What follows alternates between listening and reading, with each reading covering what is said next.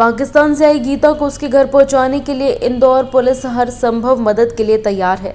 Indore police Gita को उसके परिजनों से मिलाने और उसकी घर वापसी के लिए कई तरह के प्रयास कर रही है। पुलिस ने सोशल मीडिया के माध्यम से गीता को सॉफ्टवेयर की मदद से घर पहुंचाने का अनूठा प्रयास किया। सॉफ्टवेयर की मदद लेकर गीता की बचपन की तस्वीर बनाई गई और सोशल मीडिया का सहारा लेकर गीता के परिजनों को ढूंढने की कोशिश की गई है। ये उनका प्रेजेंट फ़ोटो है और चूँकि हमने प्रयास किया कि बचपन में कैसी दिखती रही होंगी आज से 18-19 साल पहले, तो वो हमने फिर फेस ऐप के ज़रिए ये बनाने का प्रयास किया है कि संभवतः इस प्रकार की रही होंगी। इसमें हेयर स्टाइल में उनका कहना है कि मेरे बाहर बहुत लंबे बाल थे, तब ऐप में इतने ही बन पा रहे हैं। तो फ़ोटो है, जब ये आई नहीं होंगी तो उसका भी अर्ली एज में ऐसे दिखेंगी। ऐसे मैंने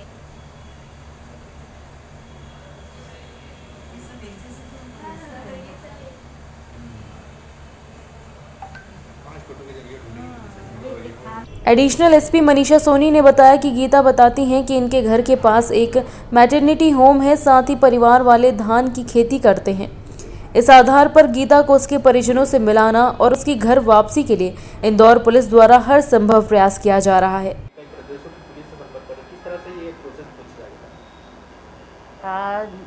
हाल ही में हमसे आनंद सर्विस सोसाइटी से श्री ज्ञानेंद्र पुरोहित जी और श्रीमती मोनिका पुरोहित जी ने संपर्क किया कि गीता अब उनके साथ है और गीता ने कुछ ऐसी बातें बताई हैं जिसके आधार पर उसकी जो ओरिजिन है उसको पता किया जा सकता है।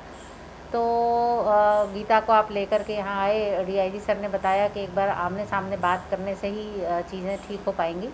तो एसपी सर के सामने एसपी श्री सूरज वर्मा सर, मैं और गीता और पुरोहित जी वगैरह सब कोई साथ में बैठे, तो जब बातें आई तो गीता ने कुछ चीज़ें बताई हैं जिसके आधार पर हमने दूसरे स्टेट्स में बात की हैं।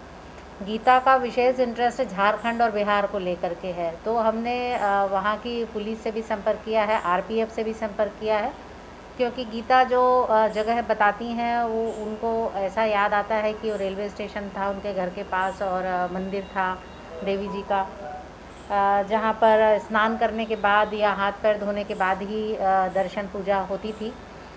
तो इस तरह की जगहें कौन सी हो सकती हैं, और घर में खेती होती थी धान की, नारियल की, मूंगफली की और गन्ने की। तो ये कौन से इलाके हैं जहाँ इन चारों तरह की चीज़ों की खेती होती है, और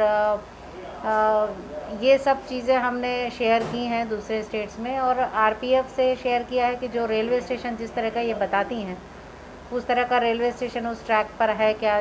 बहुत छोटा रेलवे स्टेशन बताती हैं और पढ़ना लिखना भले ही नहीं जानती थी, लेकिन वो जो लिपि है उसको देख करके ये बताती हैं कि हिंदी और इंग्लिश दो ही भाषाओं में नाम लिखा हुआ था।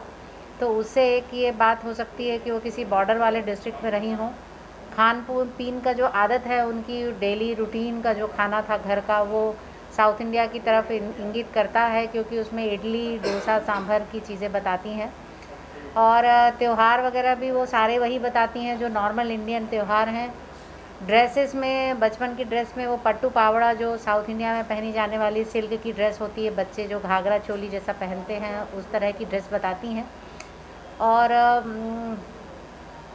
इनके 5 भाई बहन ये टोटल थे और ये सबसे छोटी थी, ऐसा इन्होंने बताया है।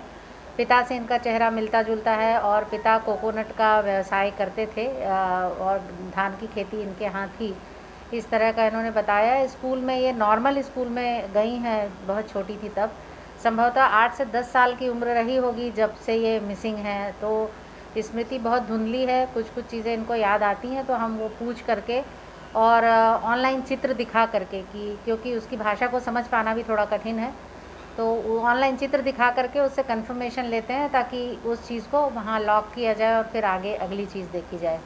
तो इस तरह प्रयास किए जा रहे हैं। अभी तक कहाँ के चित्र दिखा दिए और कहीं एक दो जगहों के चित्र इन्हें कंफर्म करे कि ये हो सकता है, ये शहर हो सकता है। अभी हमने उसको धान के खेत को बहुत जल्दी रिकग्नाइज़ करती है, और जैसा उसको लगता है कि बस इस खेत के आसपास ही घर कहीं होना चाहिए, तो बहुत सारे धान के खेत और उसमें स्ट्रीट व्यू लेकर के हमने प्रयास किया आसपास दिखाने का, पर भारत एक बहुत बड़ा देश है और इसमें किसी भी धान के खेत को देखें तो सब एक जैसे ही दिखाई देते हैं, चाहे वो किसी भी स्टेट के हों।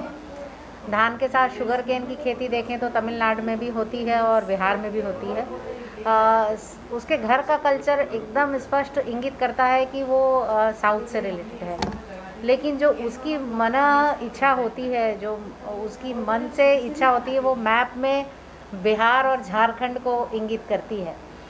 और वहाँ से उसका कहना है एक मैटरनिटी होम भी था, तो हमने कुछ मैटरनिटी होम जो रांची में झारखंड में है उनके फ़ोटोज़ दिखाए। तो एग्जैक्ट अभी किसी भी चीज़ पर कंफर्म नहीं बता पाए कि यही था।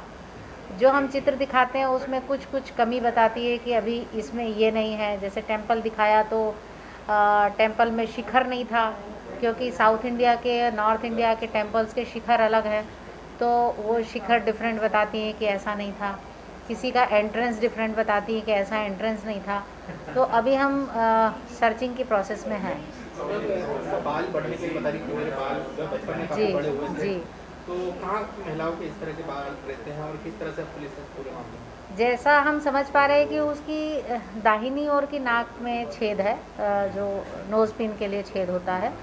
तो प्रायः तमिलनाडु की स्त्रियों के दाहिनी नाक में छेद किए जाते हैं और रेस्ट ऑफ द इंडिया में लेफ़्ट साइड में छेद होता है। इससे लगता है कि तमिलनाडु भी हो सकता है। और मदर इनकी गजरा लगाती थी रोज़ में, ऐसा ये बताती हैं। और अभी इनका हमने फेस ऐप के ज़रिए बचपन का फ़ोटो बनाया, प्रयास किया कि कुछ कुछ मिलता जुलता फ़ोटो हो, तो उसे देखकर कहती हैं कि मेरे बाल बचपन में बहुत लंबे होते थे।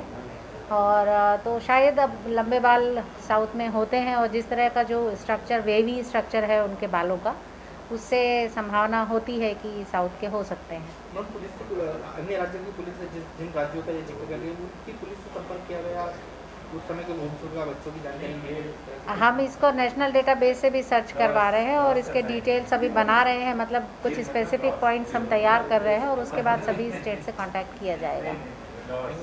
Bureau report, JSR times, Indore. ताज़ा खबरों के लिए सब्सक्राइब करें JSR टाइम्स और साथ ही नोटिफिकेशन पाने के लिए बेल आइकन को दबाएं।